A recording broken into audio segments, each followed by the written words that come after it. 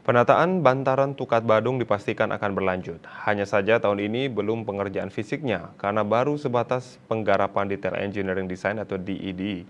Selanjutnya, pengerjaan fisik akan dilakukan pada 2025 mendatang.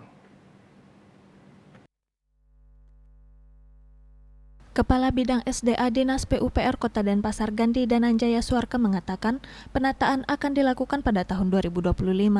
Penataan akan dilaksanakan mulai dari Jalan Hasanuddin hingga Jalan Imam Bonjol. Panjang penataan ini direncanakan 500 meter. Penataan ini nantinya akan dilakukan layaknya Sungai Kalimas di Surabaya. Penataan akan dilakukan pada sempadan dan bahu sungai. Selain itu juga akan dilakukan pengerukan untuk menghilangkan endapan. Ini akan menjadi objek pariwisata konservasi dan pemberdayaan masyarakat sekitar. Juga edukasi masyarakat agar mencintai sungai. Pihaknya juga mengaku telah melakukan koordinasi dengan pihak Balai Wilayah Sungai Bali Penida terkait penataan ini. Asmara Putra Bali Pos melaporkan.